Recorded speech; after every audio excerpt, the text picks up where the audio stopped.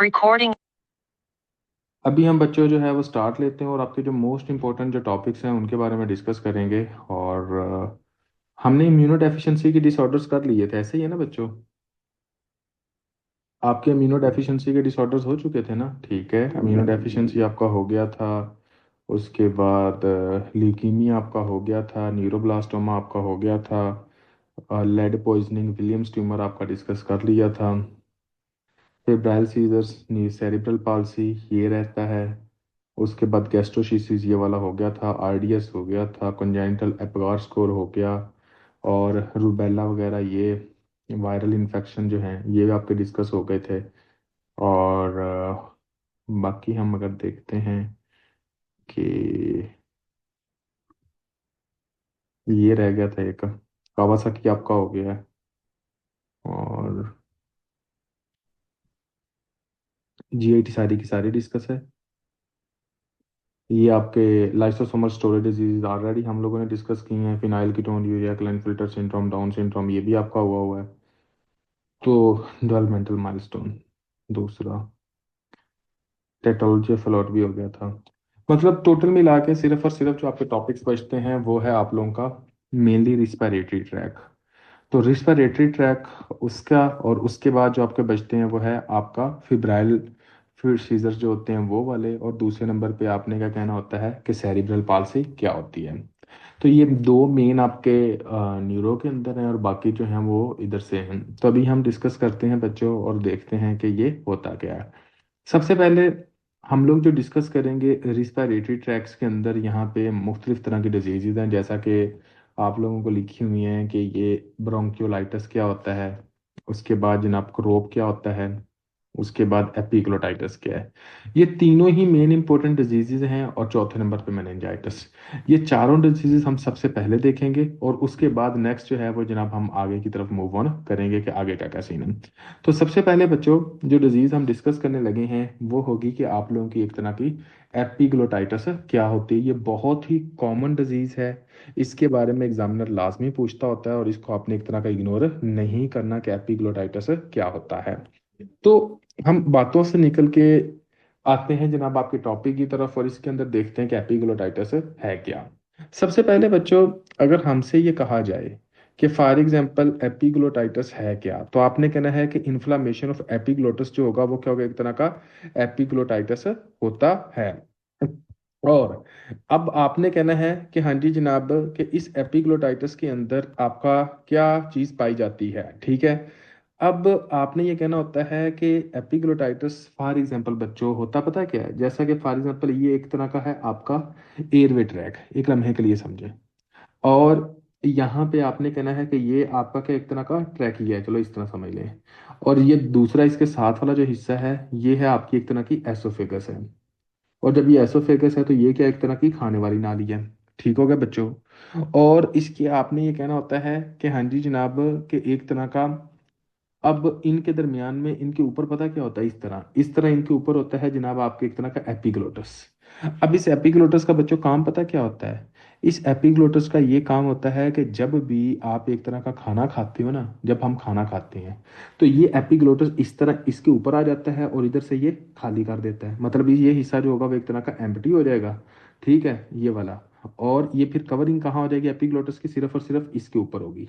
और ये हिस्सा खाली और खुराक जो होगी वो इस तरह खुराक का टुकड़ा जाएगा और ये कहाँ जाएगा, आपके मैदे के अंदर चला जाएगा। ठीक है।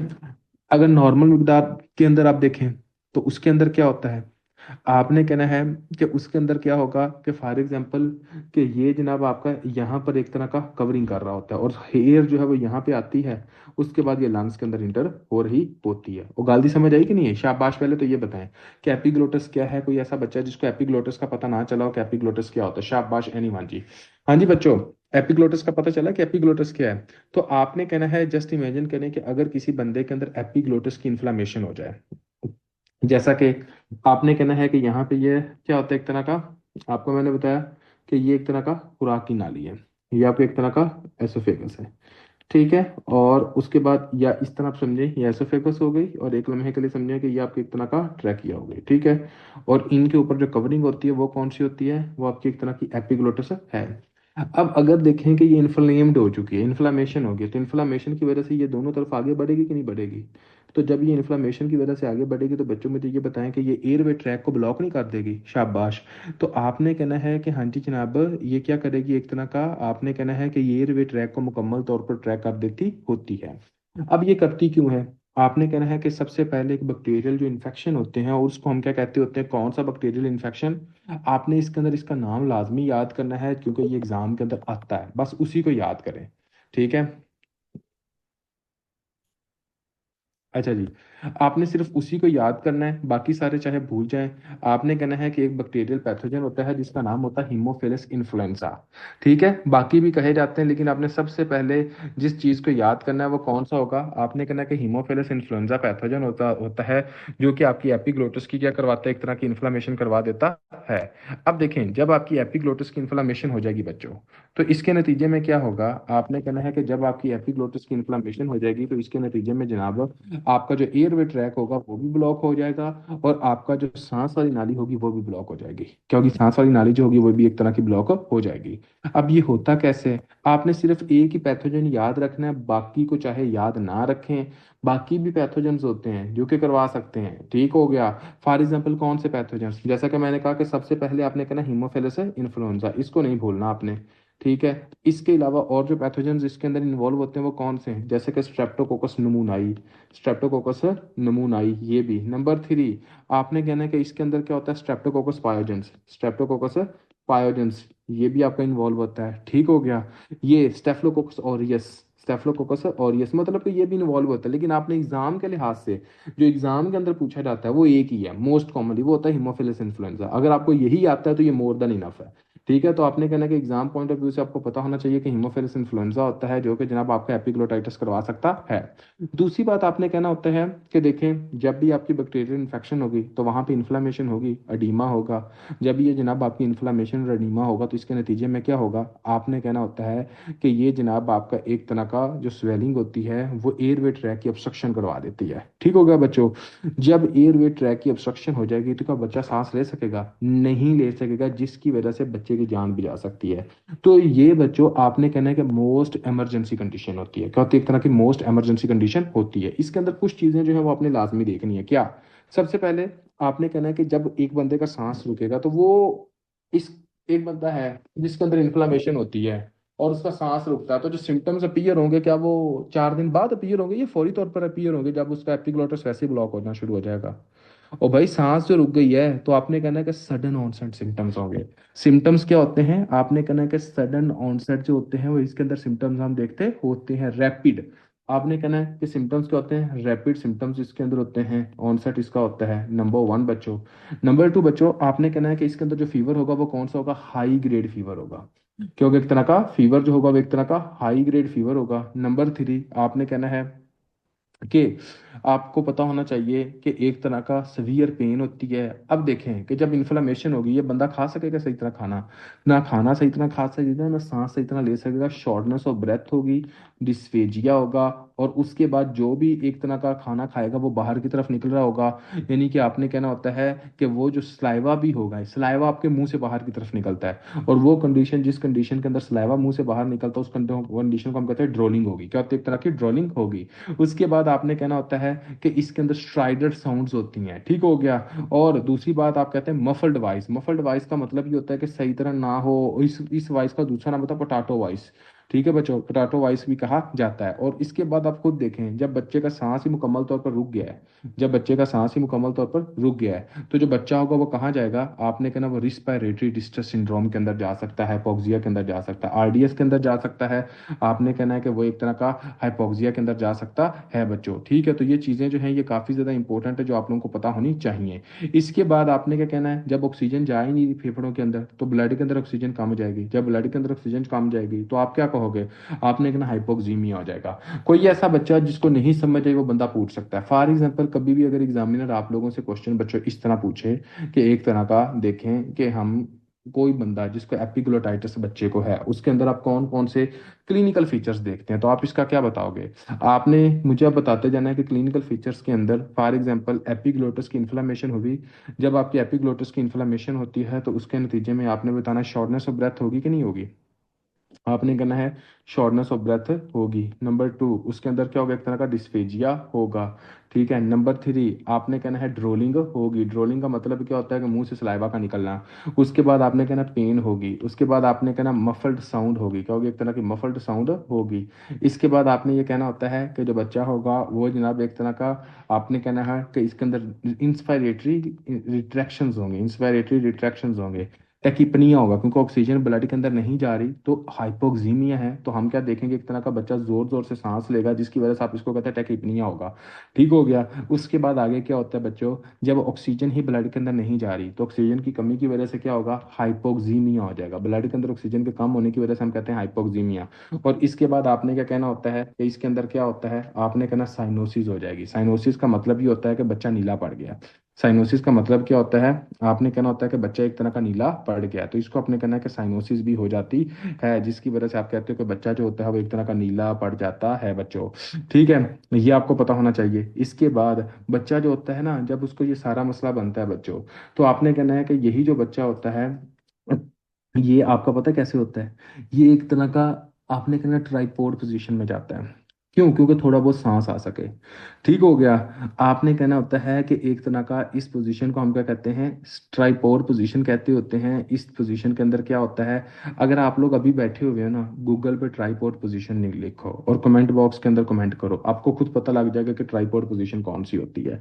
ठीक है बच्चों। इस पोजीशन के अंदर बैठाएंगे, वो बैठता क्यों है बच्चा, क्योंकि बच्चे को जो ऑक्सीजन है, जो कि वो जनाब एयर है, वो मैक्सिमम जाके उसके ब्लड के अंदर आ सके, इस वजह से ये आ रहा होता है। ठीक हो गया। अब हमने डायग्नोज कैसे करना है बच्चों, सबसे पहले आपको पता होना चाहिए कि डायग्नोज करने का जो मेन तरीका होता है वो होता है कि आपका क्लिनिकल डायग्नोज। ठीक है। क्लिनिकल डायग्नोज होता है, पेशेंट को देख के ही आपको पता चल जाता है कि इसके अंदर है क्या। ठीक हो गया। आपने ये कहना होता है, ठीक हो गया जी। तो आपने कहना है कि हाँ जी जनाब, कि एक तरह का, फॉर एग्जांपल अगर आपको शक भी हो ना कि इसको एक तरह का मतलब कि एपिग्लोटाइटिस होती है, तो आपने कहना है कि एपिग्लोटाइटिस अगर आपको शक भी हो, तो आपने इसको डिले नहीं करना, बल्कि आपने इसको फौरी तौर पर इलाज करना है। क्योंकि अगर आपने इसको डिले किया तो इसकी वजह से बच्चे की डेथ भी हो सकती है। और दूसरे नंबर पे ये जो एग्जाम के अंदर क्वेश्चन आता होता है वो क्या आता है, जब हम एक्सरे करते हैं तो एक्सरे के अंदर हमें क्या मिलता है, थंब प्रिंट साइन मिलता है। तो अक्सर ये पूछते होते हैं कि एक्सरे के अंदर कौन सा साइन मिलता है, तो आपने कहना है कि जो एक्सरे करते हैं, एक्सरे के अंदर जनाब आपका एक तरह का थंब प्रिंट साइन मिलता होता है। तो आपने ये कहना है कि एक्सरे के ऊपर आपको क्या मिलता है, एक तरह का थंब प्रिंट साइन मिलता है। ठीक हो गया बच्चों। उसके बाद आपने कहना है कि हम क्या कर सकते हैं, थ्रोट का कल्चर कर सकते हैं या स्वैब ले सकते हैं, थ्रोट कल्चर, या फिर क्या करते हैं, एक तरह का स्वैब ले सकते हैं। इसके बाद हम आते हैं सीबीसी। सीबीसी के अंदर आप क्या देखो, ल्यूकोसाइटोसिस देखते हो, यानी कि डब्ल्यूबीसी का लेवल, न्यूट्रोफिल का लेवल बढ़ा हुआ होता है। अब जब हम आते हैं बच्चों एक तरह का ट्रीटमेंट की तरफ, कि ट्रीटमेंट क्या होगा, तो आपने कहना होता है, क्योंकि ये एक इमरजेंसी कंडीशन होती है, तो इमरजेंसी कंडीशन के अंदर सबसे जो पहला तरीका होता है रिससिटेट करना है। तो रिससिटेट करने के अंदर क्या होता है, ABCD, मतलब कि एयरवेज का एक तरह का ठीक करना है, क्योंकि इसके अंदर एयरवे तो ब्लॉकेज होती है। तो आपने क्या करना होता है कि हाँ जी जनाब, आपने ये कहना होता है कि इसके अंदर हमारा जो मेन काम होता है वो इंटोबेशन करनी होती है। क्या इंटोबेट करना होता है बीबी, इंटोबेशन करनी है। अब इंटोबेशन कौन करते हैं, ये बच्चों का अंदर मसला है, तो क्या करेंगे, पीडियाट्रिक्स वाले आएंगे। इंटोबेशन के लिए आप किसको बुला लेते हो, आपका अनस्थीसिया वाले आ जाते हैं, तो वो इंटोबेट करते होते हैं। ठीक हो गया। अगर फॉर एग्जांपल आपने कहना है कि इंटोबेट करने में थोड़ा सा इशू है, तो फिर आप क्या करते हो, नहीं कर पाते हो, तो आपने ट्रेकेओस्टमी करनी होती है। क्या करनी है, एक तरह की ट्रेकेओस्टमी करनी होती है। बाकी इसके साथ साथ आपने क्या देना है, ऑक्सीजन देनी है, IV फ्लूइड्स देने हैं, एंटीबायोटिक देनी है, ये सारी की सारी जो चीज़ें हैं वो चलती रहेंगी। एंटीबायोटिक्स कौन सी, वो आपने कहना होता है कि इसके अंदर जो हम देते हैं वो सेफ्ट्रेक्सोन देते हैं, और साथ इसके अंदर हम डेक्सामेथासोन स्टीरॉयड भी दे सकते हैं। ठीक है बच्चों, कोई ऐसा बच्चा है जिसको नहीं समझ आई, वो बंदा देख पूछ सकता है। फॉर एग्जाम्पल मैंने क्या कहा कि आपका एपिग्लोटाइटिस वो कंडीशन होती है जिसके अंदर आप डिस्फेजिया देखते हो, ड्रोलिंग देखते हो, पेशेंट जो होगा वो डिस्ट्रेस के अंदर जाएगा। उसके बाद जो साउंड्स होंगी वो मफल्ड हो जाएंगी, जिसको हम डिस्फोनिया कहते हैं, बच्चा ट्राइपॉड पोजीशन में आएगा। ठीक है। इसके बाद बच्चों आपने कहना होता है कि इसके अंदर जो फीवर होता है वो हाई ग्रेड होता है। ड्रोलिंग इसके अंदर आप देखते हो, मफल्ड हार्ट साउंड देखते हो, इंस्पायरेटरी होती है। उसके बाद आपने कहना है कि इसके अंदर जो है एक्सरे के अंदर थंब प्रिंट साइन होता है। इसके अंदर हम क्या करते होते हैं, एंटीबायोटिक्स देते हैं और एयरवे को एक तरह का स्टेबल करते होते हैं। कोई सिंगल ऐसा बच्चा जिसको नहीं समझ आई वो फिर भी पूछ सकता है। शाबाश, हाँ जी बच्चों, क्लियर है।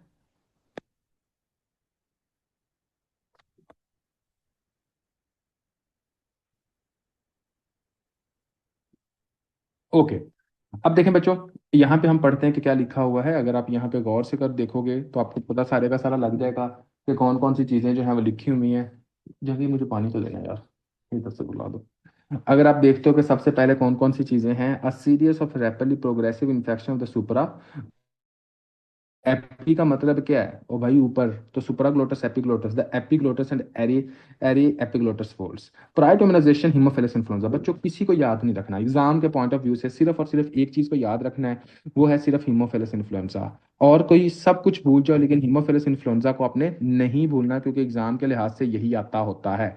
ठीक है, तो आपने कहना हीमोफिलस इन्फ्लुएंजा बच्चों सबसे मोस्ट कॉमन है, जो कि एग्जाम के लिहाज से आपने याद रखना है। ठीक है, नंबर वन बच्चों।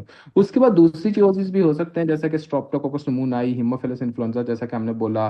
ठीक है, ये सारा कुछ है। उसके बाद हिस्ट्री के अंदर क्या आएगा, मैंने आपको बताया कि ये जो बच्चा आपके पास प्रेजेंट करेगा वो आपका सडन आएगा या कि हाँ जी जनाब 2 हफ्तों बाद आएगा। अगर किसी को लगता है कि नहीं सडन नहीं आएगा, तो वो अपने मुंह के ऊपर हाथ रखे और उसके बाद जनाब देखे कि हाँ जी जनाब वो सांस जो है वो दोबारा सही करने की कोशिश जो करता है वो घंटे बाद करता है या फौरी तौर पर अपना हाथ रिमूव करने की कोशिश करेगा, तो वो क्या करेगा, सडन करेगा। तो आपने क्या कहना होता है, present with acute onset.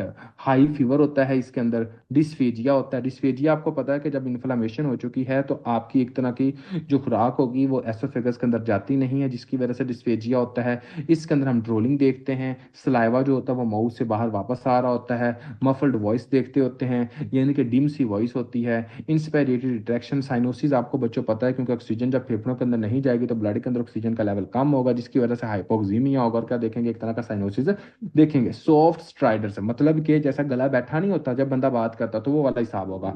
Patient sit with hyper extended and chin protruding, ये आपको मैंने बता दिया, जिसको हम कहते हैं स्निफिंग डॉग पोजीशन। ठीक है, and lean forward in tripod position to maximum air entry. क्यों करते हैं, क्योंकि ज्यादा से ज्यादा एंट्री जा सके। Untreated infections can lead to life threatening air obstruction and respiratory arrest. तो मैंने क्या कहा कि अगर ये ऐसे ही रहेगा तो इसकी वजह से बंदे की डेथ भी हो सकती है। डायग्नोज कैसे करना, क्लिनिकली आपको पता लग जाएगा। उसके अलावा आप कैसे कर सकते हो, आपने कहना होता है कि हाँ जी जनाब इसके अलावा हम जो आपका एक तरह का आपका एक्सरे करते होते हैं, ये बताना है lateral X-ray shoot swollen the epiglottis, जिसके नतीजे में थंब प्रिंट साइन होता है। ठीक होगा बच्चों।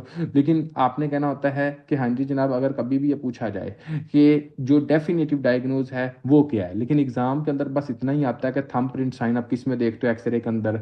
आपने कहना एपिग्लोटाइटिस है, पैथोजन कौन सा है, हीमोफिलस इन्फ्लुएंजा है। ठीक हो गया बच्चों, ये यहाँ तक। और उसके बाद वो ये क्या पूछते होते हैं आपके एग्जाम के अंदर, जिसके अंदर आपने याद रखना है कि अगर कभी भी ये पूछा जाए कि इस पेशेंट के अंदर जो आप डेफिनेटिव डायग्नोज करते हैं वो कैसे करते हैं, आपने कहना direct fibre optic visualisation. Direct fibre optic visualisation. ठीक है, क्यों, क्योंकि वहां पे आपको एरिथीमा नजर आता है, वहां पे जनाब आपको स्वोलन एपिग्लोटस ये सारा कुछ नजर आता है। उसके बाद air must be secured before a definitive diagnose can be made a life ranges past airway compromise. Do not examine the throat unless the anesthesiologist और मतलब ईएनटी जो डॉक्टर हैं वो एनेस्थीसिया वाले वहां पे मौजूद ना हो। तो ये आपको पता होना चाहिए। ट्रीटमेंट क्या है बच्चों, इमरजेंसी कंडीशन होती है, आपने कहना है कि हाँ जी जनाब हम इसके ऊपर ज्यादा टाइम वेस्ट नहीं करते कि एक्सरे करें, क्योंकि बंदे की जिंदगी बचानी होती है। तो आपने क्या करना है, फर्स्ट सिक्योर सिक्योर एयरवे, ये आपने याद करना है। एंटी इंटोबेशन करना है, एंडोट्रिकल इंटोबेशन की अगर नहीं हो सकेगी तो क्या करनी, ट्रेकियोस्टोमी करनी है, एंटीबायोटिक्स देने हैं। बच्चों कोई भी ऐसी चीज नहीं है यार जो हमने पढ़ी और यहाँ पे नहीं लिखी हुई। अगर कोई बच्चा कहता है कि नहीं सर जी यहाँ पे ये नहीं लिखी, तो वो भी पूछ सकता है। शाबाश, मुझे ये बताएं कोई ऐसी चीज है जो यहाँ पे न्यू लिखी और हमने ना पढ़ी हो, शाबाश ये बताएं। सारी की सारी चीजें हमने पढ़ी हैं जो कि यहाँ पे लिखी हुई है। कोई ऐसा बच्चा जिसका यहाँ तक किसी तरह का कोई एक सिंगल भी क्वेश्चन है वो बंदा पूछ सकता है, वरना हम आगे कंटिन्यू करते हैं जी बच्चों।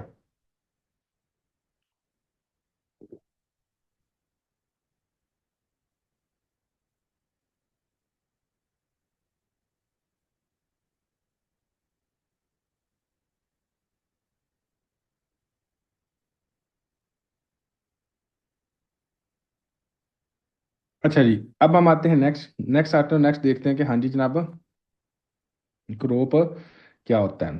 ठीक है, अब हम इसमें आते हैं कि क्रोप क्या है। देखो बच्चों, क्रोप के बारे में आप लोगों को पता होना चाहिए, वहां पे हिमोफिलस इन्फ्लुएंजा वायरस था, यहाँ पे पैरा इन्फ्लुएंजा वायरस होता है। क्रोप के अंदर क्या है, आपने कहना है कि क्रोप ज्यादातर उन बंदों के अंदर होता है जिनके अंदर कौन सी है एक तरह का। और ना आपने ये जो डिजीजेज है ना ये कंपेयर करके पढ़नी है। कंपेयर कम करके क्यों पढ़नी है? क्योंकि अगर आप कंपेयर करके पढ़ सकोगे तो आपके अंदर जो है ना वो आपको बहुत इजीली काफी ज्यादा चीजें जो हैं वो क्लियर हो जाएंगी। पहले नंबर पे मुझे ये बताओ कि उसके अंदर कौन सा पैथोजन था, इस वजह से मैं कह रहा हूँ कि कंपेयर करके पढ़िए। शाबाश। आपका जो एपिग्लोटाइटिस का उसके अंदर जो पैथोजन था बच्चों वो कौन सा था? सबका रिप्लाई आना चाहिए, ठीक है? सबका रिप्लाई आए। शाबाश शाबाश। हाँ जी बच्चों, उसके अंदर क्या था? आपने कहा हीमोफिलस इन्फ्लुएंजा था। यहाँ पर क्रोप के अंदर जो बग्स इन्वॉल्व होता है, और ये एग्जाम के अंदर आता है कि भाई कौन सा पैथोजन है जो कि ये करवा रहा है। आपने कहा वो पैरा इन्फ्लुएंजा होता है। वो कौन सा होता है? एक तरह का पैरा इन्फ्लुएंजा होता है, ठीक है? तो हम थोड़े सक्के प्यो दी कसम है सारे एक्टिव रहो। उसके बाद क्या होता है? आपने कहना है कि हाँ जी जनाब पैरा इन्फ्लुएंजा कौन सी टाइप?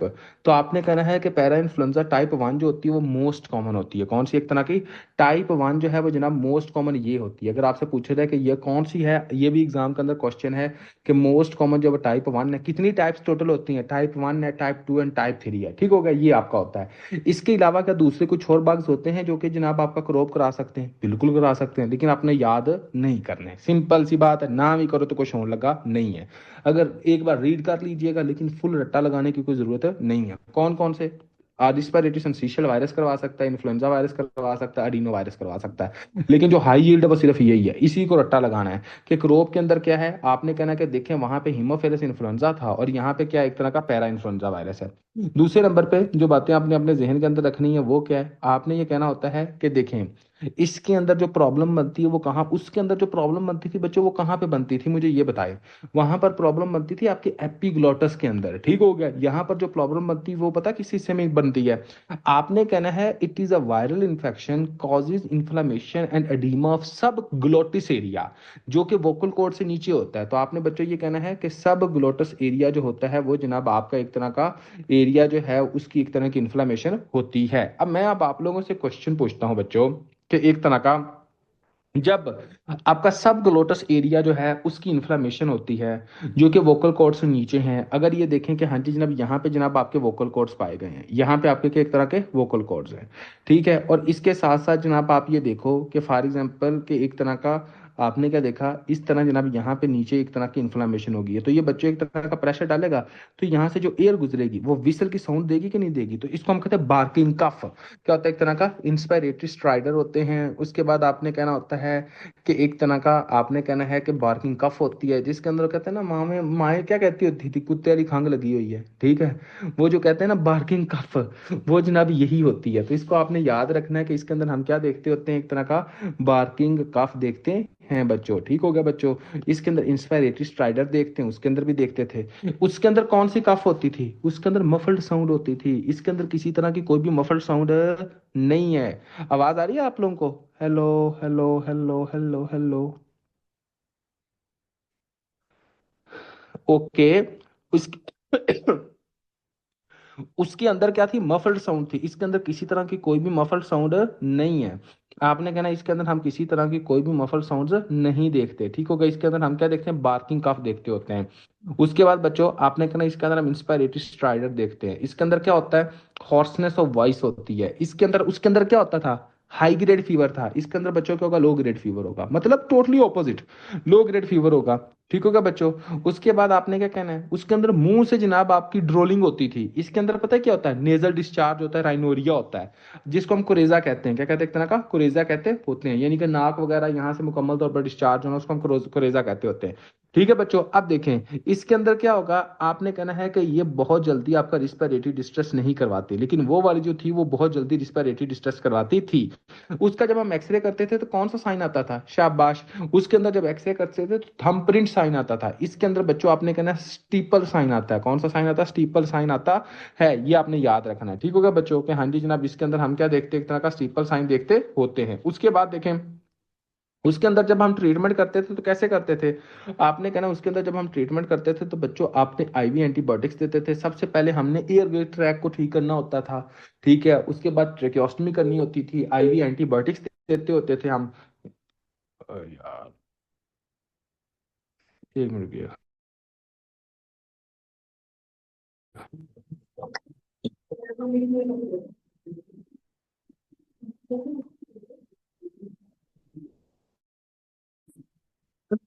कुछ स्टूडेंट ने ना भाਵੇਂ जो भी हो जाए ना सीधी 2 बजे भी कॉल ही कर देने।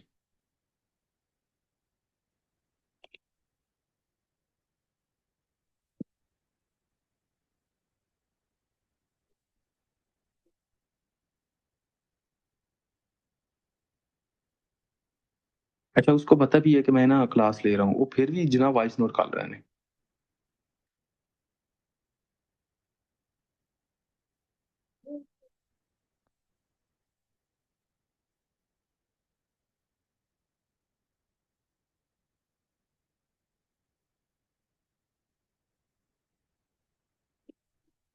अच्छा जी, तो अब देखो कि फॉर एग्जांपल हमने क्या कहना होता है कि इसके अंदर हम क्या करेंगे बच्चों, कि सिंपल सी बात है, आपने कहना है कि क्रोप की जो डिजीज होती है, इस डिजीज के अंदर जो चीजें आप देखते हो, मैं दोबारा लिखने लगा हूँ सारी की सारी।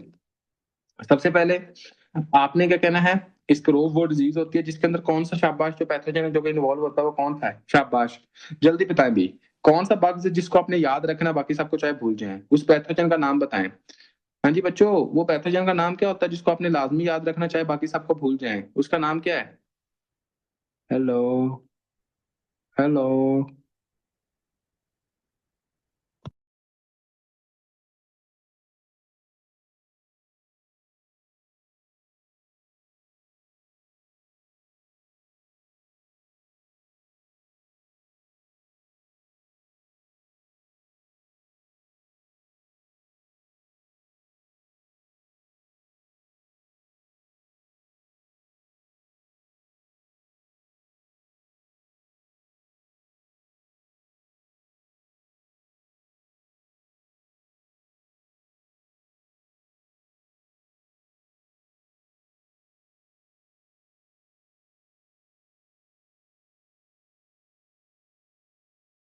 बच्चों आवाज आ रही है आप लोगों को?